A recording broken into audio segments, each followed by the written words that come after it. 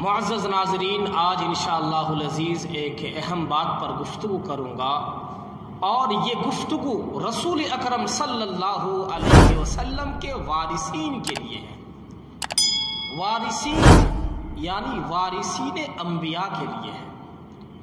آپ لوگ جانتے ہیں کہ اللہ کے رسول صلی اللہ علیہ وسلم نے علماء کے سلسلے میں فرمایا کہ یہ انبیاء کے بیٹے ہیں، لہذا عوام کو علماء کرام کی قدر کرنی چاہیے، عوام کو علماء کرام سے رابطہ رکھنی چاہیے، عوام کو علماء کرام کی زیارت کرنی چاہیے۔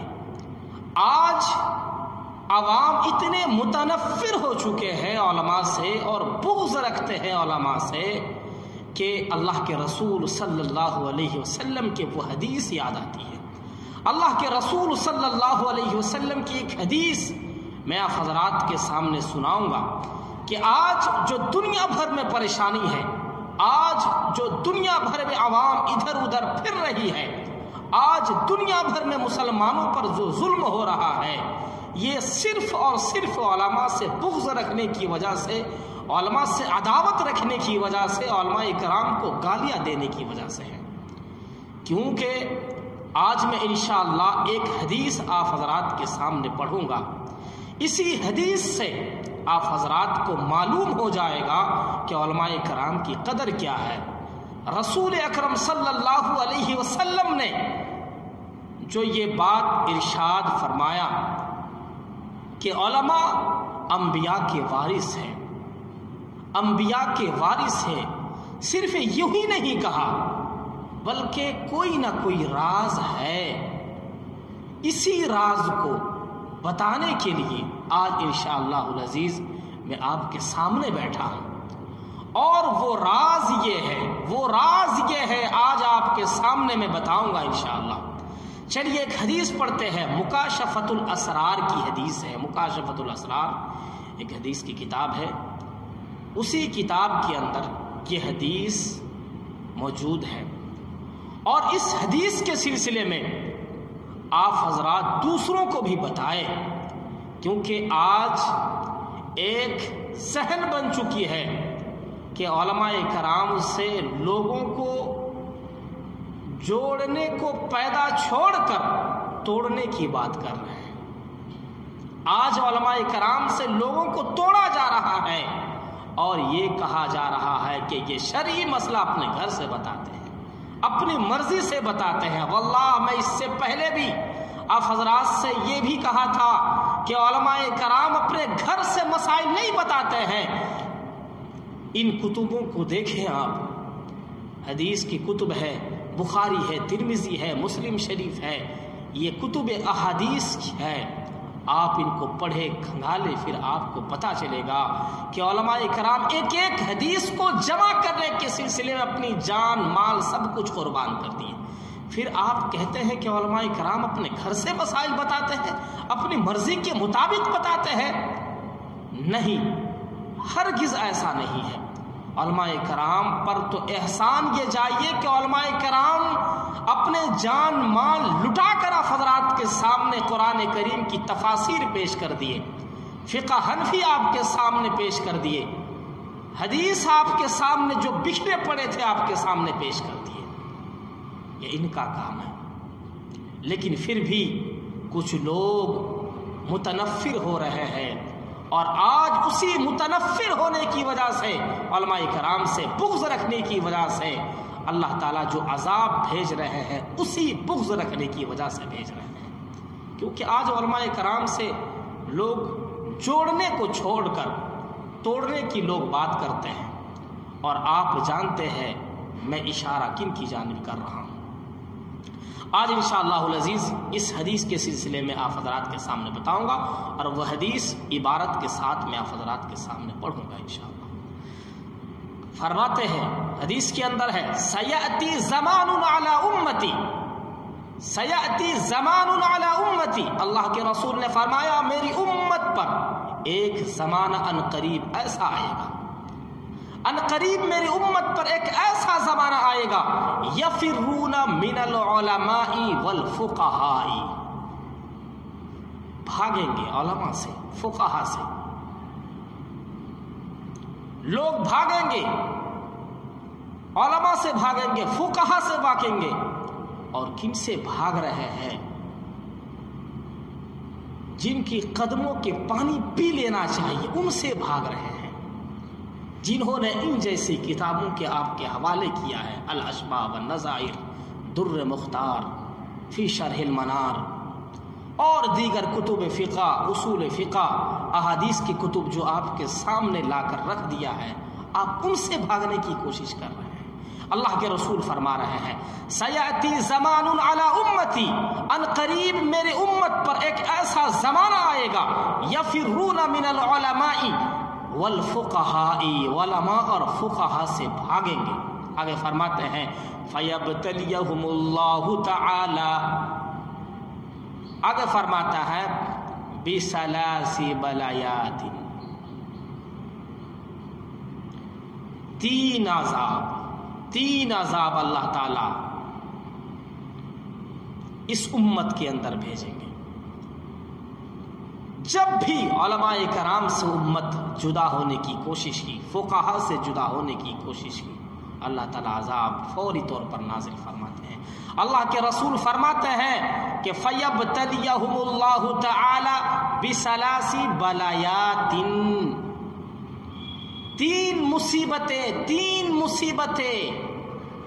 مصیبتیں امت پر نازل ہوئی۔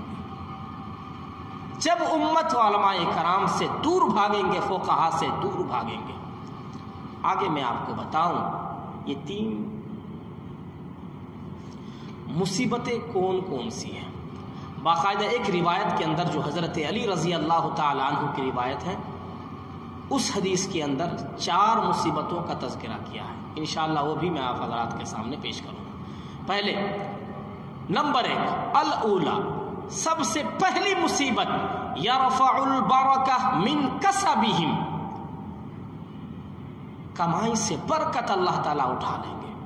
آج آپ دیکھ رہے ہیں امت کی حالت، لوگ کما رہے ہیں، لاکھوں روپیہ کما رہے ہیں، کروڑوں روپیہ کما رہے ہیں، لیکن آیا اس ہاتھ سے گیا اس ہاتھ سے۔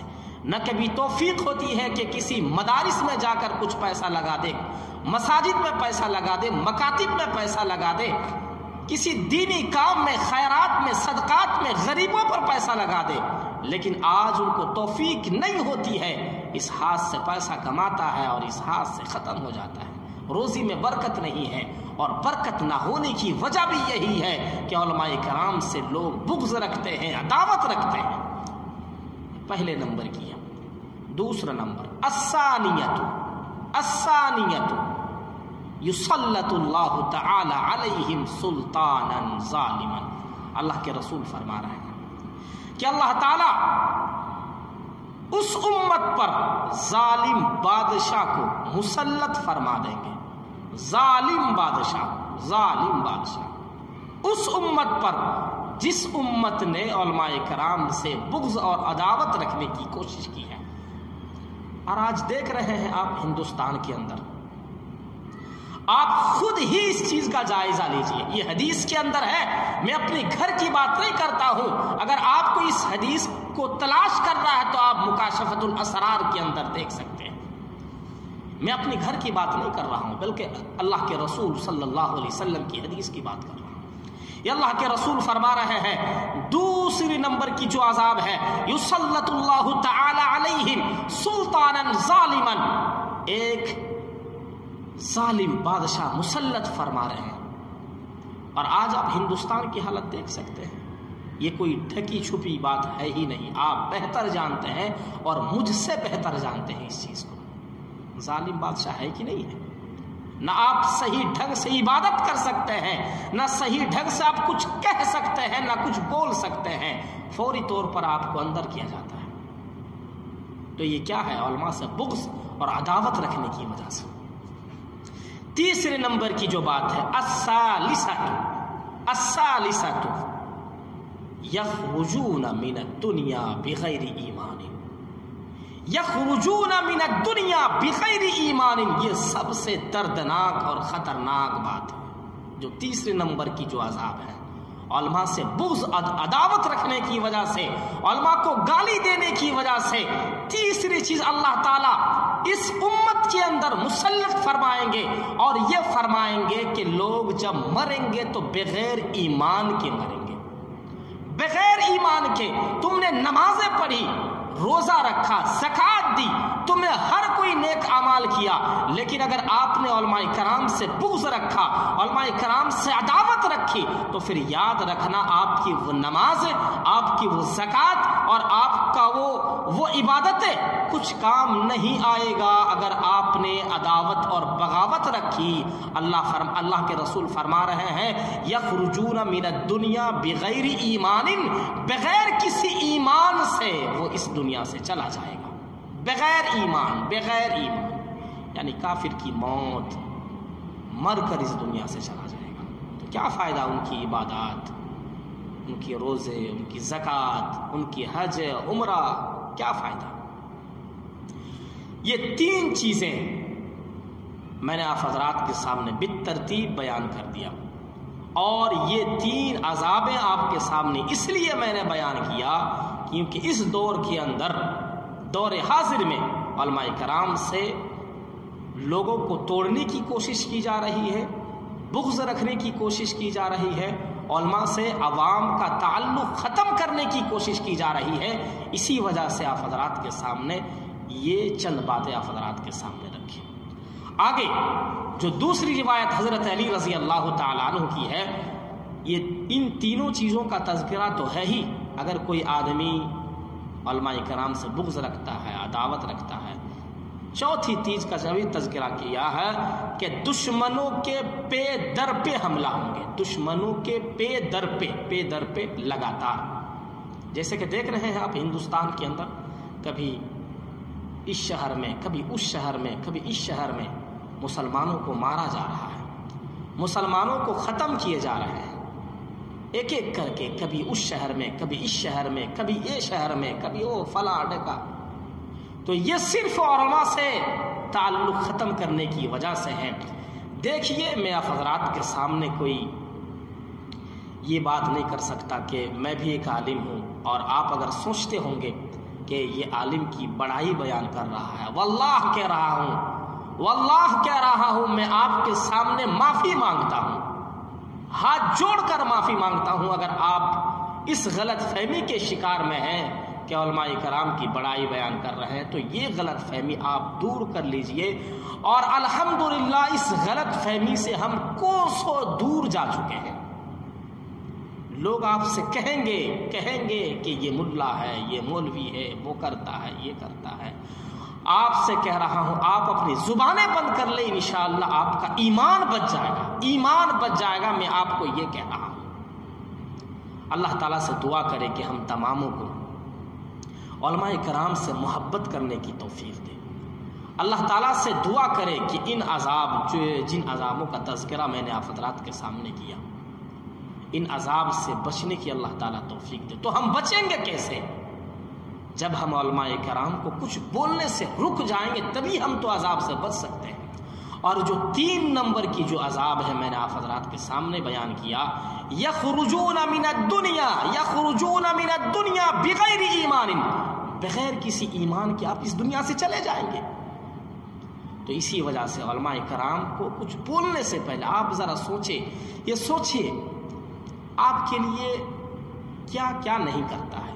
آپ کے جنازے بھی وہی پڑھاتے ہیں، نکاح بھی وہی پڑھاتے ہیں، بچے کے کان پر اذان بھی وہی دیتا ہے، ہر کام تو آپ کے کرتے ہیں، پھر بھی آپ ان کو برا کیوں کہتے ہیں؟